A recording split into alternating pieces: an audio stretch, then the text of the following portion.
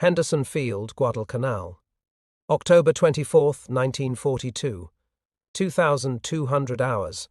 In the suffocating darkness, Private Robert Young Deere of the 164th Infantry Regiment checks his M1 Garand rifle one final time. His unit had arrived just 11 days earlier, becoming the first U.S. Army formation to engage in offensive operations against the Japanese. Armed with semi-automatic rifles, they stood alongside Marines still carrying bolt-action Springfields. Through the oppressive humidity comes a sound that freezes the blood of every American soldier. Thousands of Japanese troops beginning their charge, screaming "Banzai!" among the attacking force. Lieutenant Kenji Yamamoto leads his platoon forward with his Type 38 Arisaka rifle. The 5-round internal magazine requires him to work the bolt after each shot, up, back, forward, down. What happens in the next 12 hours of savage combat will demonstrate why American infantry possessed an overwhelming advantage that the Japanese never anticipated. The M1 Garand emerged from 17 years of development by Canadian-American designer John Garand. On January 9, 1936, the U.S. Army officially adopted his design, making America the first nation to issue a semi-automatic rifle as standard equipment to infantry forces. The genius of Garand's design lay in its gas-operated rotating bolt system. Each pull of the trigger fired one round, with gas pressure automatically ejecting the spent case and chambering the next round. A trained soldier could fire 40 to 50 aimed shots per minute, compared to 15 to 20 with a bolt-action rifle. The rifle fired the powerful 30-06 Springfield cartridge, generating 2,656 foot-pounds of muzzle energy. The 8-round unblock clip could be reloaded in under 3 seconds by a practiced rifleman. The Arisaka rifles traced their lineage to Colonel Nariakira Arisaka's 1897 design. By World War II, Japanese forces primarily fielded 2 variants: the Type 38 adopted in 1905, and the Type 99 introduced in 1939. Both were bolt-action rifles with 5-round internal magazines loaded via stripper clips. The Type 38's exceptional 31.4-inch barrel made it one of the longest infantry rifles ever fielded, providing excellent long-range accuracy but proving extremely cumbersome in jungle combat. The Type 99 with its shorter barrel was more manageable, but arrived too late to fully replace the Type 38. After each shot, Japanese soldiers had to manually cycle the bolt through 4 distinct movements, taking 2 to 3 seconds even for well-trained troops. The industrial disparity was staggering. Between 1936 and 1945, American factories produced approximately 5.4 million M1 Garand rifles. Springfield Armory led production with 3.5 million rifles, while Winchester contributed over 500,000. Peak production reached 1,000 rifles per day by January 1944. Japan manufactured approximately 3 million Type 38 rifles and 3.5 million Type 99 rifles across multiple arsenals. Despite these substantial numbers, Japan never achieved the production rates necessary to fully modernize their infantry arms, and many units still carried Type 38 rifles at war's end. American manufacturing quality remained remarkably consistent throughout the war. Any rifle that failed to group within 5 inches at 100 yards was rejected. Japanese manufacturing quality deteriorated markedly as the war progressed. Early Type 99 rifles featured chrome-lined barrels, anti-aircraft sights, and deep blue finishes. By 1944, these refinements had vanished. Late-war rifles exhibited rough machining marks, simplified sights, wooden butt plates replacing metal, and inferior wood with poor fitting. When the 164th Infantry Regiment arrived at Guadalcanal on October 13, 1942, they brought something the Marines desperately wanted: M1 Garand rifles. During the climactic battle for Henderson Field on October 24th to 25th, the advantages became undeniably clear. Private First Class James Cass recalled, "The Japanese came at us in waves. With our Garands, we could put 8 rounds into them before they covered 30 yards. Each man was like a machine gun section. We'd fire, the rifle would cycle itself, and we'd fire again. No working a bolt, no breaking our sight picture, just squeeze, boom, 8 times before reloading. The 164th Companies helped stabilize the Marine line. Colonel Bryant Moore reported his men expended over 250,000 rounds in the two-day battle. Japanese bodies stacked up in front of positions held by the 164th, many killed by the rapid, accurate fire of M1 Garands. Marine Private Robert Leckie observed, "We thought they were green, these soldiers with their newfangled rifles. But when the Japanese charged, those Garands spoke with a voice we'd never heard before. It was like a continuous roar, not the sporadic crack of our Springfields." Sergeant Masao Watanabe of the Japanese 29th Infantry Regiment survived the October offensive. In his post-war memoir, he wrote, "When we charged their lines that October night, it was like running into a wall of lead. Every American soldier seemed to have an automatic weapon. Our Arisaka rifles felt like antiques. We would fire once, work the bolt while taking cover, then fire again. In that same time, the Americans had already fired 4 or 5 rounds. We could not get close enough to use our bayonets. Our supposed advantage in spirit and close combat meant nothing when we were shot down 50 meters from their lines." Lieutenant Hiroshi Takahashi provided another perspective in a letter found on his body. "The American automatic rifles are devastating. Each soldier can fire as fast as our light machine guns. When we advance, it sounds like we are attacking a position defended entirely by machine guns. Our men fall before they can work their rifle bolts for a second shot."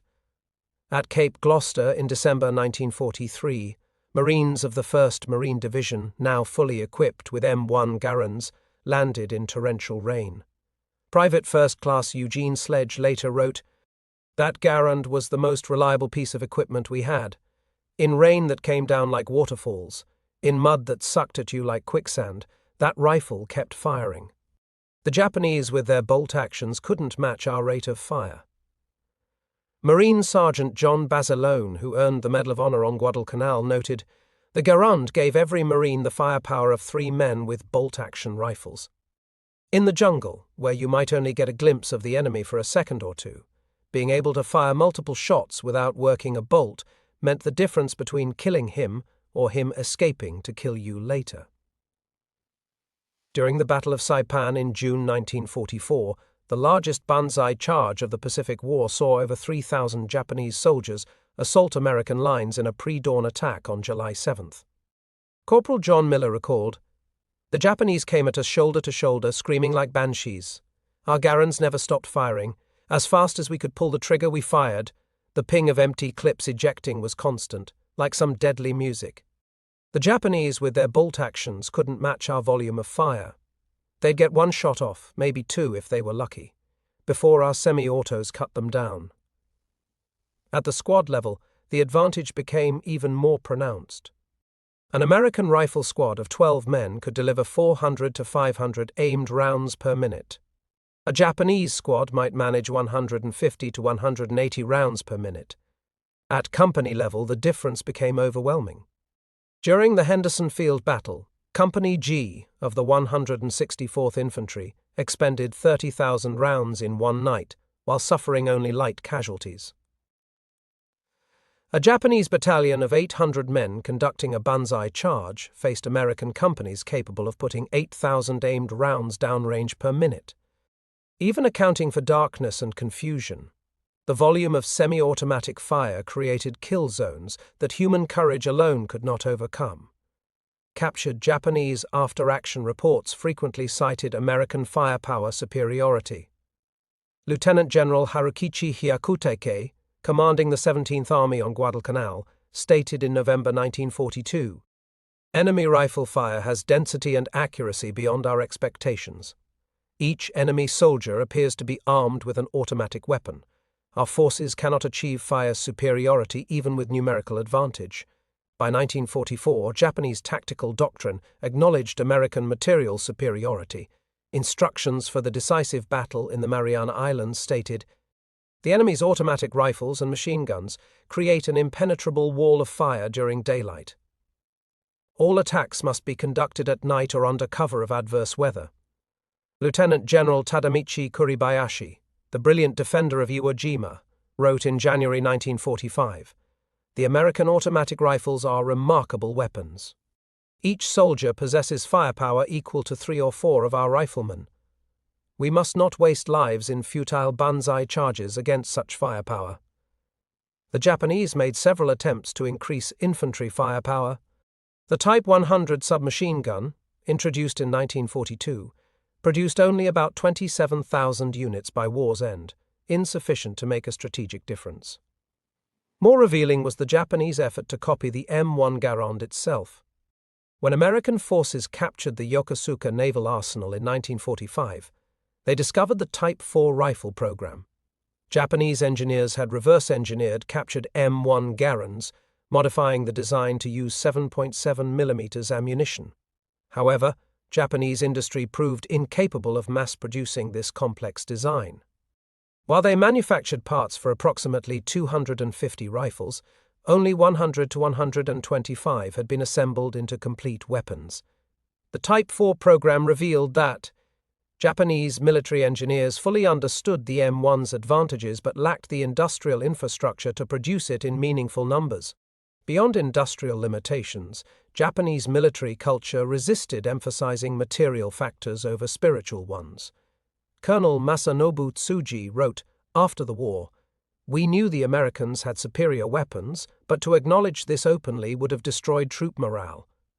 We had to maintain belief in spiritual superiority even as our soldiers were mowed down by American automatic weapons." The Battle of Okinawa, April through June 1945, provided the ultimate test. Here, 180,000 American troops faced 120,000 Japanese defenders.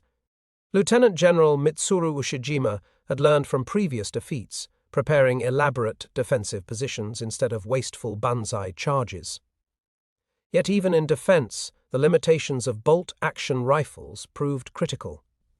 When American forces advanced, Japanese defenders could rarely deliver sufficient volume of fire to stop them. On May 4, 1945, the Japanese launched their only major counteroffensive. 5,000 Japanese soldiers attacked American lines in a coordinated assault. Private First Class Martin Brennan recalled, "They came at us in waves, but our Garands never stopped firing. 8 shots, ping, reload, 8 more shots. The noise was incredible. The Japanese, with their bolt actions, would fire once, maybe twice. Then our semi-auto fire would cut them down. The attack shattered against American firepower with horrific Japanese losses, 4,000 dead versus 714 American casualties. The rapid fire of thousands of M1 Garands created killing fields where Japanese courage could not overcome material disadvantage. The mathematics were inexorable. The M1 Garand firing 40 rounds per minute translated to 106,240 foot-pounds of energy delivered per minute. A bolt-action Type 99 Arisaka firing 15 rounds per minute delivered only 34,500 foot-pounds per minute, less than one-third the M1's energy output. U.S. Army Ordnance tests quantified the advantage. Soldiers with M1 Garands consistently achieved 24 aimed shots per minute at 200 yards with 90% hits.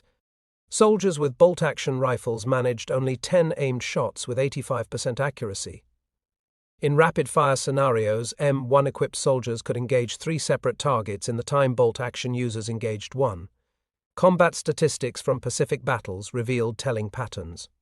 Army units equipped with M1 Garands expended an average of 150 to 200 rounds per man per day of heavy combat. Marine units with Springfield rifles expended 60 to 80 rounds.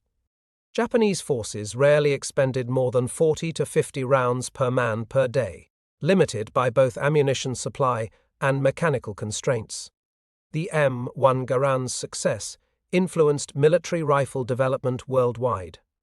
The Soviet Union developed the SKS carbine directly influenced by captured M1 Garands. France developed the MAS-49. Even Britain, traditionally conservative and satisfied with their Lee-Enfield rifles, began developing semi-automatic rifles immediately post-war. The Belgian FN-49, Swiss STW-57, and Italian BM-59 all reflected lessons learned from America's semi-automatic success. In a remarkable historical irony, the United States equipped the newly formed Japanese self-defense forces with M1 Garand rifles in the 1950s. Japanese soldiers who had faced the weapon now trained with it, experiencing firsthand the firepower advantage their predecessors had faced. The JSDF received approximately 150,000 M1 Garands through American military assistance programs. Japanese veterans interviewed in the 1960s consistently cited American firepower as a decisive factor in their defeat. Saburo Sakai, Japan's leading surviving fighter ace, stated, "We could match American courage, we could match American tactics, but we could never match American firepower. Every GI with his automatic rifle was worth 3 of our soldiers." Back on that October night at Henderson Field in 1942, as Private Robert Young Deere and thousands of other American soldiers demonstrated the devastating effectiveness of semi-automatic rifle fire, they were proving a fundamental truth of modern warfare. Technological superiority, backed by industrial production, could determine the outcome of battle regardless of human courage or determination. The M1 Garand delivered 40 to 50 aimed shots per minute versus the Arisaka's 15 to 20. 8 rounds before reloading versus 5. Semi-automatic operation versus manual bolt manipulation. These mathematical realities, multiplied across millions of individual firefights from Guadalcanal to Okinawa, helped determine the Pacific War's outcome.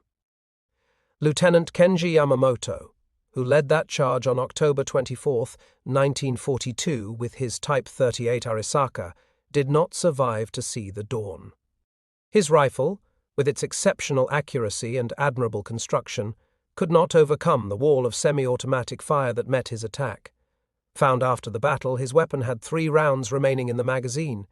He had managed to fire only twice while advancing 100 yards under concentrated M1 Garand fire. Around him lay dozens of his soldiers, most with full or nearly full magazines, having been cut down before they could effectively return fire. General George Patton's assessment of the M1 Garand as the greatest battle implement ever devised was not hyperbole but mathematical fact. From the steaming jungles of Guadalcanal, where the rifle first proved its worth, to the volcanic ash of Iwo Jima, where Marines used it to break Japanese strongpoints, the M1 Garand proved itself as more than just a rifle. It was a war-winning weapon that gave American forces a decisive edge in the most brutal theater of the world's most terrible war.